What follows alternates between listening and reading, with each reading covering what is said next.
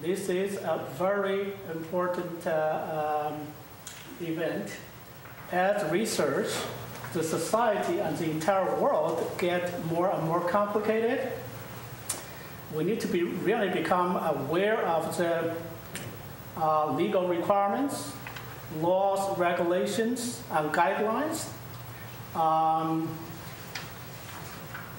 It is our collective responsibility to keep the institution, minimize the liability of non-compliance for the institution. Obviously, it's also institution's responsibility, frankly, to keep our researchers in compliance and out of trouble. I also want to tell you, basically, we have a large team to really support what you do, from Office of Research and Sponsor Program, and the Office of Vice Provost for Research and Strategic Initiatives, and the UMass President's Office and its legal team.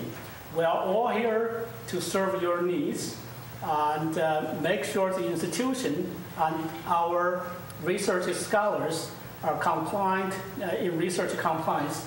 And export control is one of the important research compliance issues. Today we have the expert here, and I have had the pleasure to work with Liz Rodriguez, Associate Counsel from the President's Office during the last 8 months. I have enjoyed every minute of it. So I want to thank you for taking the time and happily volunteered to help us here. Thank you. I'm happy to do so. So now, Liz Rodriguez. Thank you, Dr. Zhang.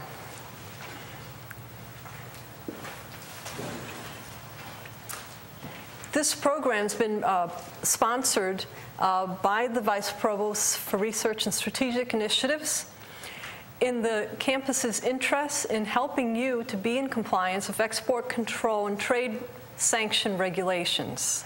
It is a very complex area of the law, but as long as you use your good faith to try to comply, most violations can be avoided and national security can be served. The research compliance website of the Office of Research has very detailed information and guidance upon the export control and trade sanctions laws, including many links to very useful websites, including Department of Commerce and Department of State materials. Now, luckily, within the university framework, a great deal of what we do is not subject to export control laws and regulation, and that's very good news. This is because a great deal of the work that we engage in is either in the public domain or it's publicly available. It involves education and teaching, or it's fundamental research, all of which is not subject to the export control laws and regulations. However, I do want to advise you that certain areas where we do come into areas where you must be aware and comply with applicable regulations. And these involve things such as shipments of items outside of the United States, foreign travel, sponsoring visiting scientists from foreign countries. If you are involved in organizing visits of foreigners to the campus, research collaborations with foreign universities, or when you receive proprietary information of industrial sponsors with an obligation to keep that information confidential. And there's other activities at the university involving technicians and research services as part of our service mission of the university that are not research activities by the definition of the export control laws and regulations. And then, of course, there's outside consulting activities of yours that we are not aware of that may involve separate kinds of liability for yourself. Now, I apologize in advance. This area is very complex, and there's a lot of alphabet soup. And so the first few set of slides are going to set out the general framework of the laws that we're working in, and there's going to be a lot of acronyms and things, but we're going to then use that information to work through the other slides, because at the end of the day, I want each of you to walk away with some tangible tools and information to help you understand. So this isn't only an introductory course. I hope it's more of an introductory and intermediate course on export controls. And I ask you to hold your questions until the end, because this is a tape-recorded session. There are many important purposes for export control and trade sanction laws. They advance our foreign policy goals, and among other things, they restrict exports of goods that could lend military advantage to our adversaries. It helps prevent proliferation of weapons of mass destruction, prevents terrorist activities, and it helps fulfill our international trade obligations as a nation. And our government works hard to balance these objectives against the negative impact that could result on the U.S. economy, including research and development. It's very complex trying to achieve and balance all of these goals. What exactly is an export? In the very basic idea of an export, it's pretty easy to understand. It's to send or take a controlled item outside of the United States, sending including transmissions electronically. What is less well known is that an export also includes the release of technology to foreign nationals within the United States, and that any unlawful export of this controlled items or technology without a license or an exemption or exception is an export violation. What exactly are we talking about when we speak about a release within the United States? These are referred to as a deemed export. It is a release of technology, which is information, which can include software, tech data, and may include the release of and sharing of technical assistance or services, including about a specific how to use or run a specific machine or equipment. And it's not just any kind of information. It's a very specific kind of information. It's information that's required for development, production, or use of the controlled article or material. And that information has to not be in the public domain. So it would be information about how to use a machine that is not published as a user manual, for example, for that machine. And it is deemed to be an export to the country of citizenship or residency of the foreign national to whom that information is released. A foreign national is a person who is not a U.S. citizen and is not a U.S. permanent resident, otherwise known as or referred to as a green card holder. And it's only a deemed export where no other license, exemption, or exception applies.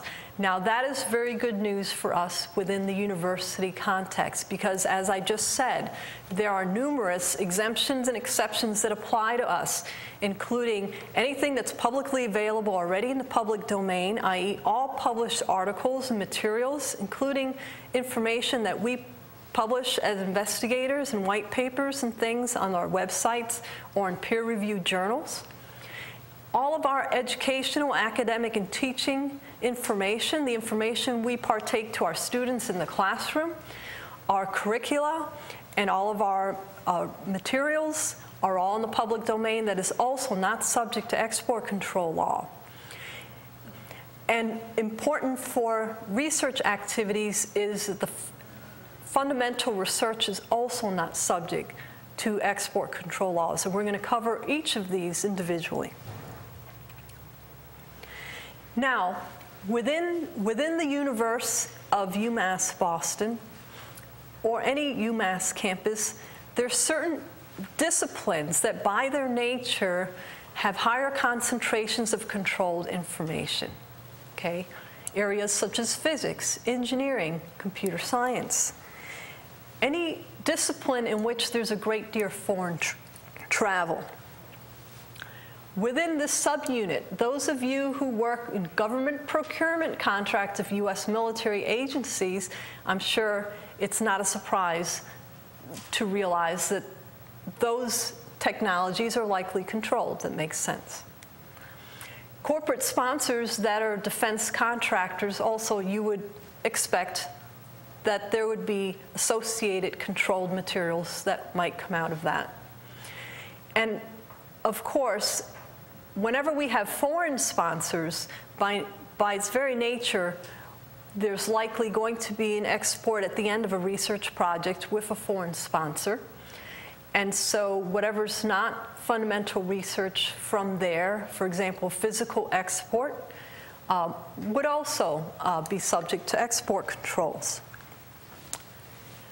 There's certain materials and commodities that are highly regulated, select agents and toxins. For example, those of you working in the biomedical area, while the CDC has very clear exemptions for what's referred to exempt quantities, the export control, commerce control list does not have limits for amounts.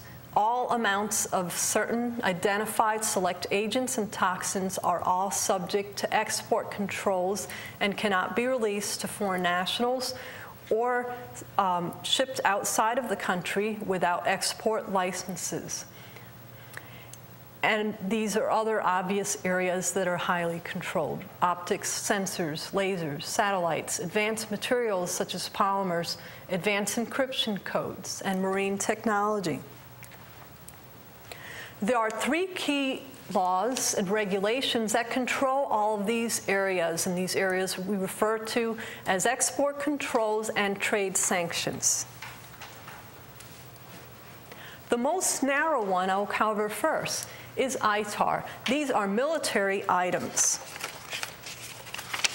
They are subject to regulation by the State Department. The regulations are referred to as the International Traffic in Arms Regulations. It's how we come up with this ITAR.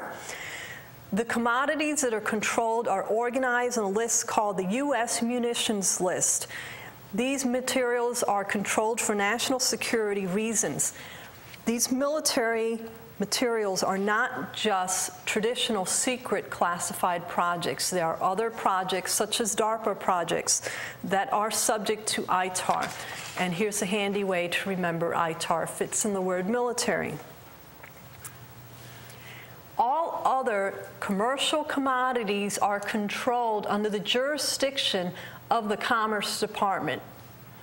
The regulations are called Export Administration Regulations, or EAR. They are organized into something called the Commerce Control List, which we refer to as CCL. These commodities, technology, and software are organized in what's called ECCNs, which are numbers associated to various categories. In addition, there's 10 categories. In addition, each one has a catch-all category that is referred to as EAR 99. An important thing that I want each of you to take away from this session today is that EAR 99 is a catch-all category, and it refers to that dual-use items are subject to controls and export to all OFAC countries. OFAC countries are sanctioned countries with whom we cannot have transactions. There are 5 OFAC countries: Cuba, Iran, North Korea, Syria, and Sudan. And that's what EAR 99 refers to. They are controlled for anti-terrorism reasons. EAR items are commercial items with possible dual uses, meaning that they could be manipulated if they fall into the wrong hands and used as chemical or biological weapons. They could be used for military superiority, for manufacturing plastics and other materials that have military uses. And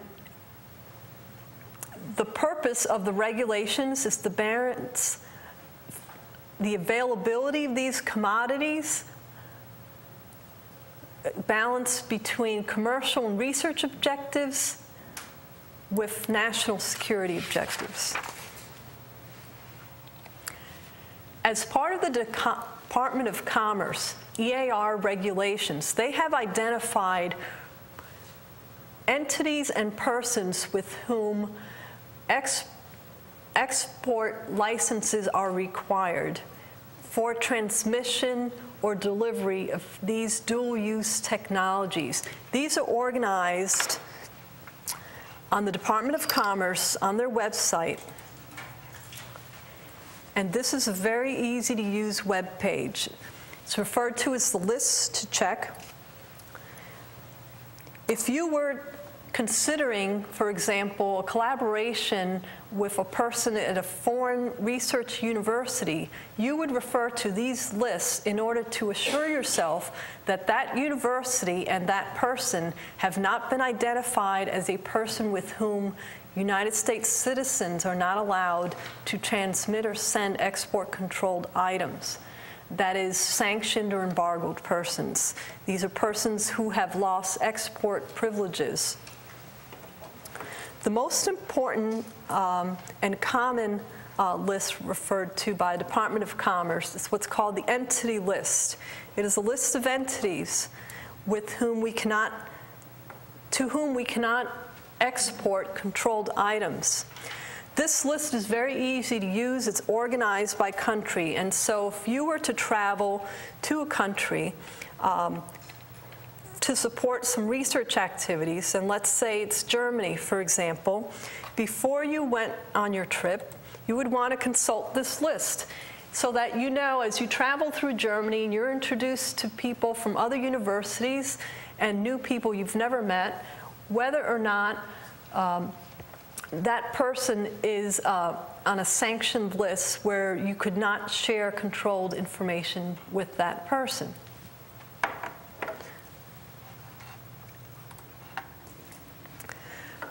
So it is, for example, when you plan travel, that you want to consult this list. Another example is if you were to help in sponsoring a letter to the Department of Immigration to sponsor a foreign visiting scientist to come to the United States. As a faculty member, you are responsible for that visiting scientist during their stay at UMass.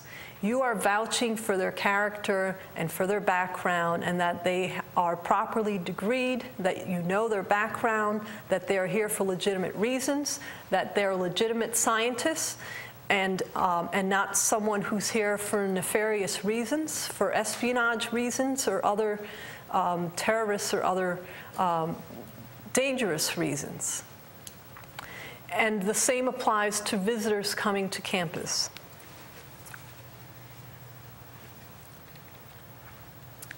The third set of regulations that you want to be aware of, and we've referred to them already when we've talked about EAR 99, is OFAC. OFAC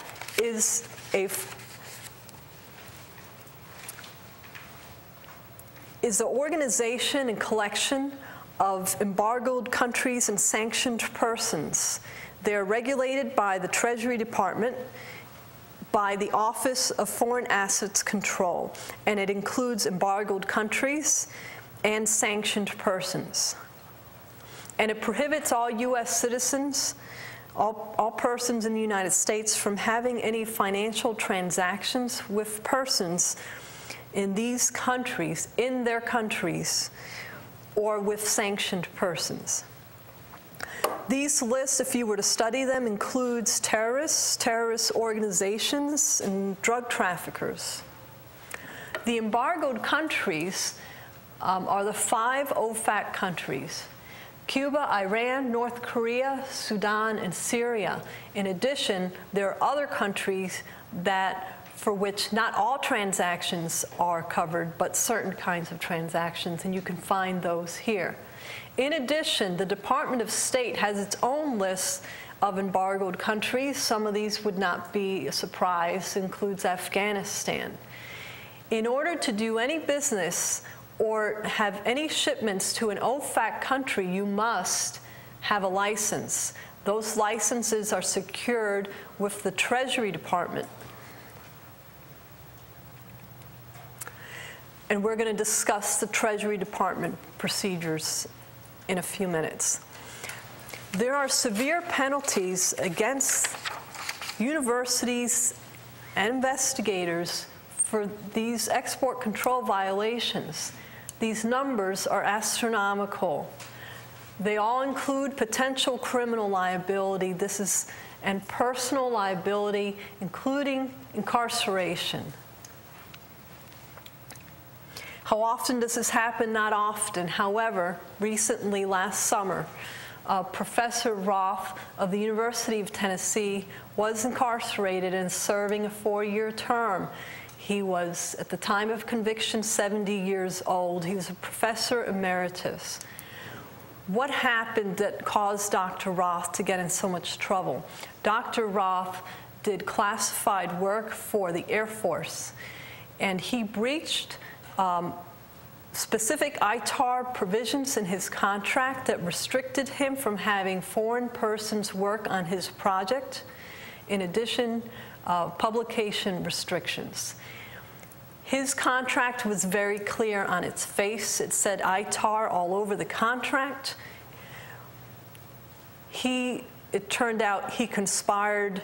He was a sub. The Prime was a small startup company located near the University of Tennessee. They both conspired to violate these terms, and they did so by having Chinese foreign nationals and Iranians working on this project. He then traveled to China, where he took these controlled information and delivered it to Chinese foreign nationals, including persons at Chinese universities, and also published them in China. Okay, it's a very severe fact pattern, but the moral of the story is that if you enter into restrictions imposed by the federal government, you have to live by those restrictions. You have to have respect for those laws and comply with those restrictions. And if you do not do so, this can happen to you. And we don't want this to happen to anyone in the UMass Boston or any of our UMass campuses. Now, luckily, as we explained before, there's many exemptions that apply, and this is why we can engage in the business that we run as a university. And our businesses include education, the conduct of research. Most of the materials that we work with in the university setting are publicly available or in the public domain. They are published materials in information and technology. They are information taught in our classrooms, or it's fundamental research. What kinds of information are publicly available or in the public domain? It is information that is published and is generally accessible to the public, and it includes anything you can buy on a newsstand, in a bookstore, something you can buy on the internet, anything in a public library, a published patent application or an issued patent, information that you learn at a conference or a meeting or a seminar held in the United States, which is generally accessible to the public. Also, software that is generally accessible to the public. And one of the more important public domain exemptions is the fundamental research exemption. If something is in the public domain, that means it is not subject to export controls. It's very important. Something to keep in mind, though, is that we're talking about information. This word here is very important. These rules do not apply to the actual commodity or device or equipment that might be subject to controls. Those goods, if you were to ship them, would require a separate analysis about whether a license would be required. The educational exclusion is a very powerful exclusion, and it says that export control laws do not apply to instruction in catalog courses and associated teaching laboratories of universities. I urge all of you to think about what this means in terms of there's many of you who want to give your students hands-on teaching.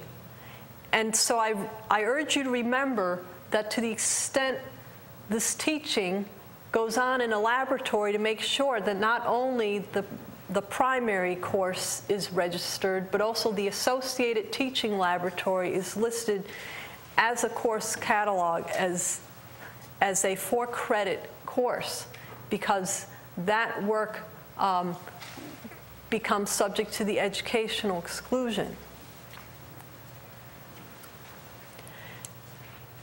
With materials that are higher levels of control, for example, may have military uses, there's additional rules that apply.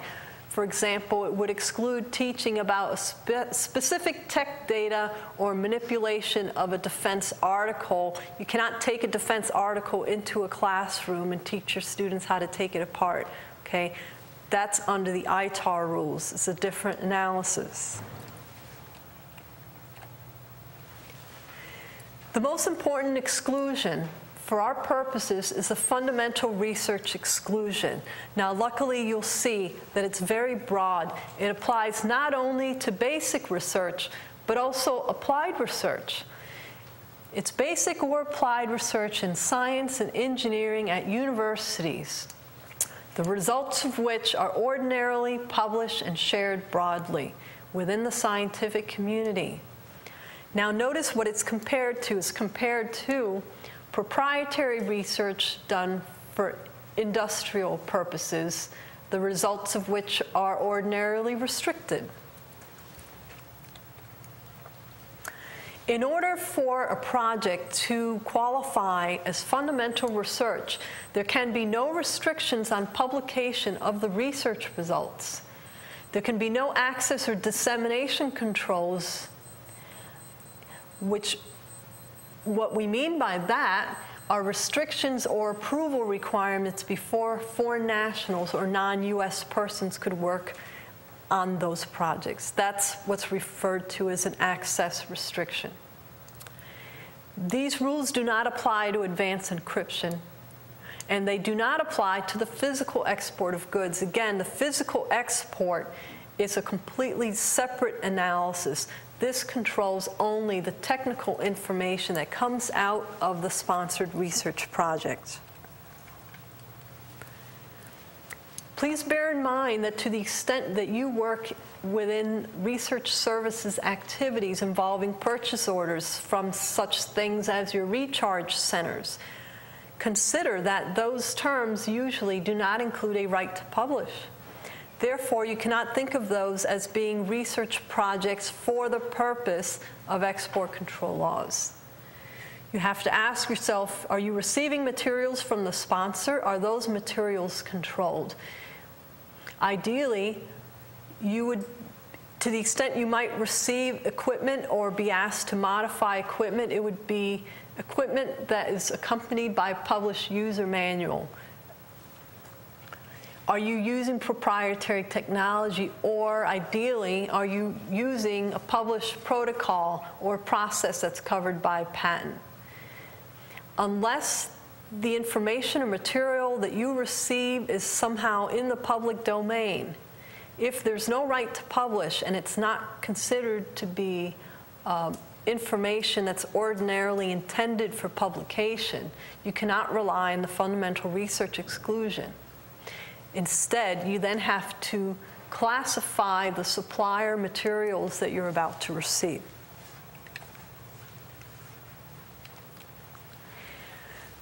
Now here's the complication, and here's where this is advanced information. Something that is usually not discussed when people talk about fundamental research exclusion is the role of proprietary information that you might include in your research project. These rules that I'm reading to you come from the Department of Commerce regulations. They say that trade secrets and proprietary information received from an industrial sponsor, which is subject to a confidentiality obligation, remains subject to export control laws, even though the research itself and the research results might be covered by the fundamental research exclusion. This means that you could, in fact, have a deemed export violation. It would occur if the information, which is not intended to be publicly available, and that information is about the development, production, or use of the sponsor's controlled material or equipment, is released to a foreign national. Now, luckily, the commerce regulations specify that this word use here doesn't mean just any kind of use of equipment or materials. It means this 6-part test. Use must include information about the operation, installation, maintenance, repair, overhaul, and refurbishing of the controlled article. So in reality, we find that many times deemed export violations do not occur because they're highly technical violations. However, what I want you to consider is that when you receive proprietary information from a corporate sponsor, that information needs to have separate controls, and you have to keep excellent record keeping about how you use that information. Here's a slide from the Department of Commerce officer Alex Lopez, who is the Department of Commerce specialist in the area of fundamental research, and this is how he describes this problem, okay? Here you have publicly available technologies. These are technology that you yourself discovered, or you and your colleagues over the last 20 years of your research, and they're all publicly available because it's all published, okay? You contribute that into this big project. You also have here federal sponsorships, say from the NSF and other federal agencies. Without restrictions, they meet the test of fundamental research exclusion. However, here comes into this soup, you introduce proprietary information, background technology that is controlled, cannot be published, and somehow it becomes thrown into this soup. Should that occur, it means that the final results of this entire project then become, again, subject to export control laws and regulations. The way to avoid that is to keep very careful notes and keep corporate proprietary information in separate binders, and to control access to that information separately, and to not inadvertently throw it into a larger federal sponsored project that you intend to publish.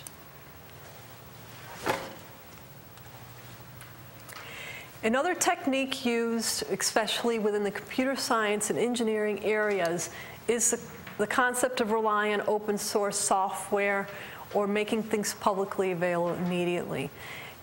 If, for example, software is developed for research purposes and intended to be open sourced, then that publicly available software is not subject to export controls. And we find that many of our computer science departments, therefore, frequently publish white papers, which they then post on their websites. That's a very good technique to use for being able to show that the information that you're sharing with your students is publicly available.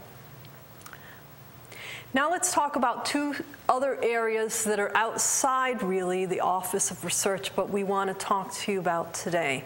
And one is shipping and the other is travel. If you were to ship a commodity, an article, piece of equipment, it's your responsibility as the exporter, the person exporting that item, to know whether that item is subject to export control laws and regulations, and if so, what is its classification. We're going to talk in a few minutes about how to classify items. One thing you're going to want to know is whether it was specially designed, configured, or modified for military or space application. If so, ITAR rules apply. Those rules are a great deal more stringent. You want to know any red flags. Do you have any reason to suspect that the person, the end user to whom you are shipping these things, may be involved in proliferation activities, such as activities relating to proliferation of nuclear, chemical, or biological weapons, missiles, or weapons of mass destruction? Finally, when you are ready to ship, you identify a freight forwarder. You have to ask for their assistance in completing what's called AES filings. And also, of course, we presume that you've checked the lists on that website, lists to check to make sure you're not shipping to someone to whom you're not allowed to ship. These AES shipping requirements are referred to as the Automated Export System. And this took effect June of 2009. It comes out of the Department of Commerce, which is part of it comes out of the Census Bureau, which is part of the Department of Commerce. AES electronic filings take the place of what used to be called shippers' export declarations and are required for such items such as shipment of transactions authorized under an export license, and all commodities shipped without a requirement of a license. This means no license required. Or license exception if the value is greater than $2,500. There is available online at the Department of Commerce website online training about how to comply with the automated export system. When you travel abroad, you need to plan in advance and think about whether there are any materials, items, devices, tools of the trade, laptops, and things that you intend to take with you, whether there's any unpublished materials you plan to take with you to disseminate in that country. There are many exemptions that may apply to cover controlled items, meaning equipment and objects. These exemptions include something called a temporary exemption, baggage or bag exemption for items you're going to take on the plane with you. And there are guidelines for securing a license for travel to OFAC countries, including Cuba. You must secure a Treasury Department license. And on the Treasury Department websites, it has guidelines for the kinds of travel that academics can make to Cuba, for example, to attend open conferences, and whether or not, what exactly is the paperwork that you need. Again, for travel to Cuba, there are approved travel companies that will assist you in securing that license. And the list of those companies is available on that website. And this presentation will be emailed and will be available online, and you can work through it to take you to those websites. Now, so if you were thinking about shipping something to a foreign country, or say you're concerned because you have numerous foreign nationals working in your department, and you may be needing to teach them how to manipulate equipment and machines, what you need to do is figure out what is the classification of that equipment or that object that you want to ship. Okay. I'm going to quickly go through this decision tree, and you should all have a copy of this. Once you learn to work through this, you will know everything that you need to know about classifying items, okay? If your department would like additional training on this, we do department trainings to teach and discuss how to classify items, and we, in that context, can answer specific questions about the kinds of equipment and devices that you typically work with. Okay, but starting here at the top of this diamond, the first question is your item subject to the EAR? In most cases in the university context, the answer to that question is no, because if something is publicly available or in the public domain, it is not subject to the export Administration regulations.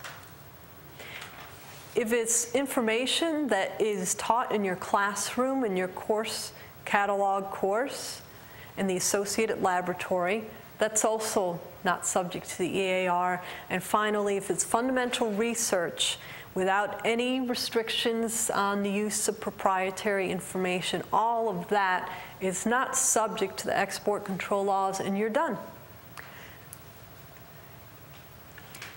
Now, how do you determine the classification of other items? And my recommendation to you is that as a researcher, you should know what is the classification of the materials with which you ordinarily work, okay? The way to determine it is using the export control, the commerce control list, the CCL, and from that list, it helps you identify the export control classification number, or ECCN. We're going to show you what this process entails. So, you should think of this as a 4-step process to determine the ECCN number and whether or not you are able to ship the item. You start by working from the commerce control list.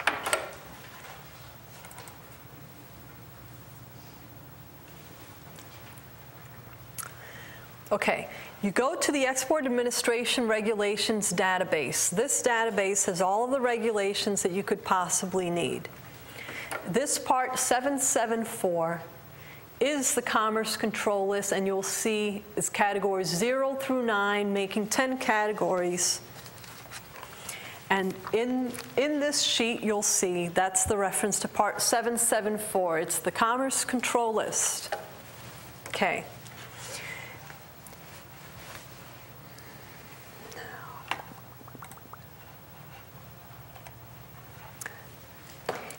Within the categories, they are then organized into 5 groups using letters, A being the primary entry, the equipment, B being testing equipment, C, materials such as polymers, software relating to these equipments or materials, technology that relates to that equipment or that material. Each item is designated by an ECCN, the first number being one of the 10 categories, the second being the group. So here, A represents a piece of equipment. This 3-digit number is the rest, and it starts at level 1, which is the highest level of control, goes out into the 900s, and the final entry we already talked about is EAR 99, which is the catch-all phrase that means everything is controlled to the 5 OFAC countries.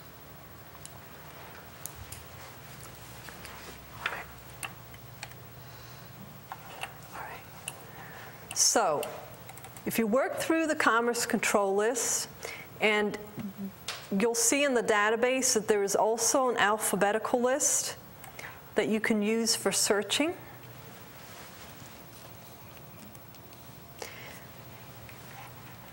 So let's say we go into category 1, which is chemicals.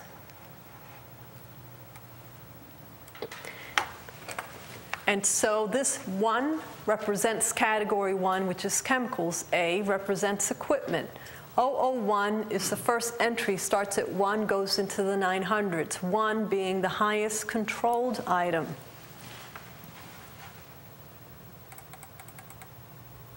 All right, now, these entries are very hard to understand. You have to study them very carefully. Every single word and comma and semicolon, very important. You want to take your time working through these. But using this as an example, this is what these entries mean. License requirements. This is the reason for control. NS is national security, AT is anti-terrorism, and I will tell you the AT stands for the OFAC countries. It tells you the country chart. The EAR is organized by country. So an item may not be controlled going to the UK, but it would be controlled going to India, as an example. When you go to the country chart, if you were looking for this item, you would search the chart, NS column 2, and look for the country. So you would look for the countries of your PhD or postdoc students to see whether this item is controlled to their country. This tells you whether or not there's license exceptions. There's a separate regulation I will show to you. License exceptions is part 774. So if you go back to that database and click on part 740, that will list all the license exceptions. These are 3 common ones. LVS meaning limited in value. CIV stands for civilian use. GBS is a reference to NATO countries. For some of these, it's only controlled because it's a certain amount, or more commonly, it's controlled because of the intensity of the material.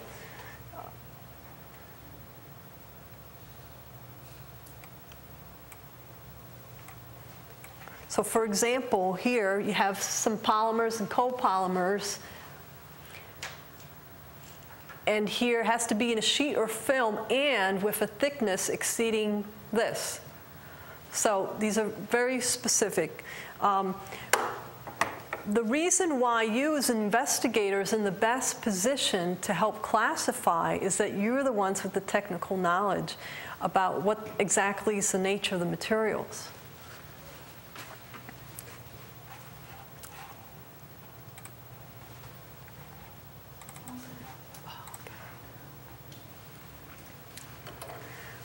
So as we said, the next step is to figure out whether that item is controlled to the country of your student.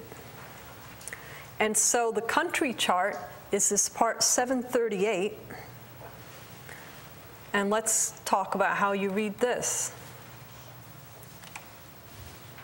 So first you want to make sure you're in the right country chart. This is the country chart for the Commerce Control List. These are the different reasons for control: chemical and biological weapons, nuclear nonproliferation, national security, missile technology, regional stability, which usually is a reference to Middle Eastern countries, firearms convention, crime control, which are things like fingerprinting and polygraphs, and anti-terrorism, which generally the 5 OFAC countries.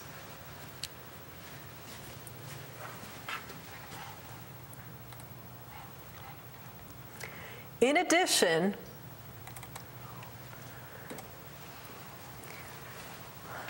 so say that your item is not controlled to that country. There are still certain general prohibitions that apply. The general prohibitions have to do with end uses. If you were to send something that is not controlled to the United Kingdom, but that proposed end user intends to use it to develop, chemical biological items, or use it for nuclear nonproliferation, or to develop weapons of mass destruction, then just because it's not controlled to their country, the fact of the intended end use that they want to make is prohibited, it would still require a license, okay? What this means is that when we're shipping to certain parties, usually we accompany the shipment with something called an end user certificate, which is a sheet of paper that they have to sign and certify that they're not going to be making improper uses of that device or equipment when they receive it. And then we have to check the end users. This is again a check of the list to check to make sure that you're not inadvertently sending something to an embargoed or sanctioned person or entity. And again, If you go through this process and you do not find a specific ECCN, you are required to assume that the ECCN that applies is EAR 99, which means that you can't send it to any OFAC country without an export license.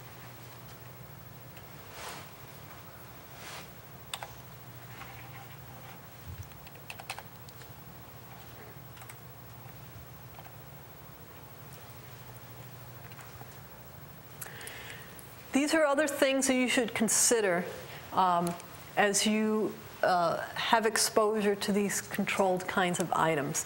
And that is whether that you have an obligation to know your customer and their intended end users, such as your research collaborators in foreign countries. Can you vouch for them? Do you know that they're conducting legitimate research? In the sponsor letters, you might be asked to sign to sponsor someone to be a visiting scientist. You have to vet or investigate who you are sponsoring before you assist them in securing a visa. Sponsors with unusual requests, such as a sponsor that might request a large batch of a highly regulated or potentially hazardous material, you need to be very inquisitive about a request of that kind. Requests from persons in the U.S. to ship abroad, or with phone numbers or addresses outside of the U.S., you should be very inquisitive about a PO or something that you might receive where you have that situation. Or requests from sponsors for materials that are outside their general business area. That should raise a red flag for you. At the end of the materials, you'll see a bunch of resources where you can get additional information, including Department of Commerce's very good online training and their PowerPoint presentations, but also videos. There's also web pages where they explain how to determine the ECCN. And just about every word that's used in the Commerce Control List has a special meaning. If the word is shown in quotations, it has a specific definition, which you can find in Part 772 of the Department of Commerce EAR. And here's a summary of the various federal agencies and statutes, and a list of the Commerce Control List and the U.S. munitions list. And that's the end of our prepared slides for today.